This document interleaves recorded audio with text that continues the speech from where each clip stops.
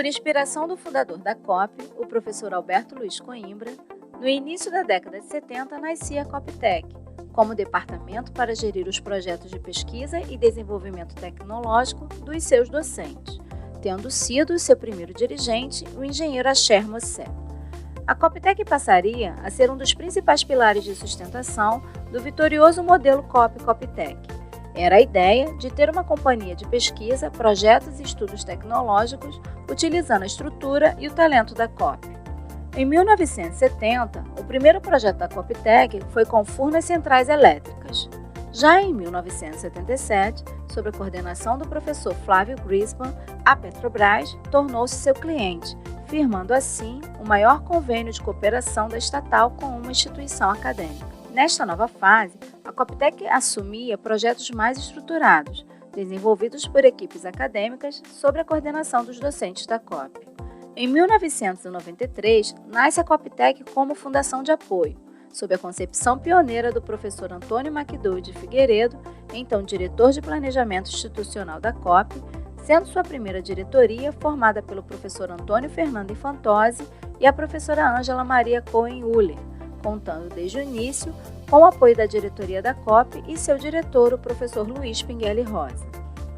Em sua bem-sucedida existência, a COPTEC mantém-se fiel à Lei 8.958 de 94, que normatiza as relações entre as fundações de apoio e as instituições de ensino superior.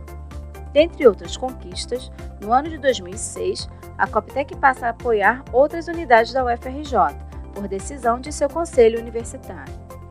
Atualmente, a COPTEC, com seus 48 anos de atividade e contribuição de mais de 10 mil bolsistas e 2 mil seletistas, ultrapassa os 15 mil projetos geridos nas diferentes áreas de ciência, tecnologia e inovação, proteção de patentes e propriedade intelectual, por meio de convênios e acordos com parceiros públicos e privados. Foram muitos colaboradores que contribuíram com a COPTEC durante todos esses anos, com apoio, dedicação e muito trabalho. E neste momento, nos lembramos e prestamos uma homenagem àqueles que partiram e deixaram saudade. Beatriz Teles, Antônio Fernando Infantozzi, Andrew Bolt, Herberto Campos, Estela Linhares e Mário Augusto Menezes. Quando eu voltei do doutorado em 1969, fui ser professor da COP e durante um ano mais ou menos fiquei como professor, até que um dia o Coimbra me chamou e disse, olha, vamos criar algo que poderia ser uma companhia de pesquisas, projetos, estudos tecnológicos, utilizando o potencial existente na COP, certo? Os professores existentes na COP, as pesquisas em andamento. O que estimulou a criação da COPTEC foi a COP. A COP, na época, tinha 200 professores pesquisadores, cerca disso. O número exato não me lembro, mas era um grande número de pesquisadores, professores, que poderiam colocar toda essa tecnologia existente na COP à disposição da indústria do governo. A COPTEC, como vocês sabem, era uma seção da COP, como qualquer outra seção da COP. E aí ela foi sendo cada vez mais cerceada pelo órgão de controle a operar daquela maneira, sobretudo nas questões de pessoal e nas questões financeiras. A COPTEC, ela tem uma estrutura, ela tem um conceito distinto de praticamente todas as outras fundações de apoio às universidades públicas no Brasil, estaduais e federais. Ela é uma provedora da universidade, em outras palavras, ela não, ao contrário, pelo menos na época, das universidades, das fundações que recebiam recursos da universidade para operacionalizá-los de uma maneira mais ágil, a COPTEC se proibiu desde o início de atuar dessa forma. Eu entrei na COPTEC em 90, que era um setor da COP sem personalidade jurídica.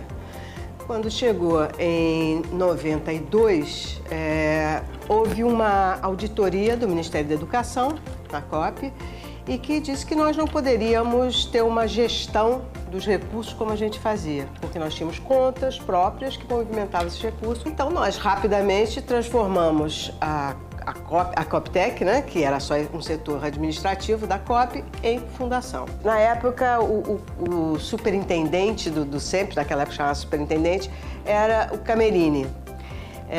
E o Camerini disse para mim, você está preparada para dobrar o número de projetos? Ou dobrar o volume de recursos? Eu falei, mais do que preparada. Então, nós saímos de 50 milhões e fomos para 150 milhões. E aí eles disseram, não, mas eu não quero que nenhuma outra fundação na universidade coordene os projetos. Então, todos os projetos da universidade que envolviam a Petrobras vieram para a Coptec. A Coptec fazia parte da COP. Era como se fosse um programa adicional que cuidava dos projetos com as empresas e com as instituições em geral. Isso foi julgado irregular pela legislação, que é um verdadeiro inferno burocrático de procuradores e controladores. Eu acho muito interessante que os professores da COP sejam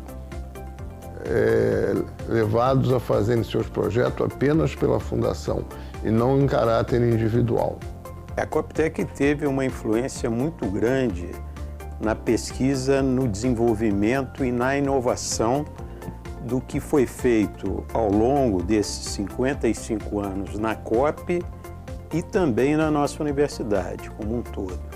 Ela estabeleceu um modelo de como as pesquisas dos laboratórios poderiam ter um impacto na indústria, no desenvolvimento econômico, no desenvolvimento social do nosso país.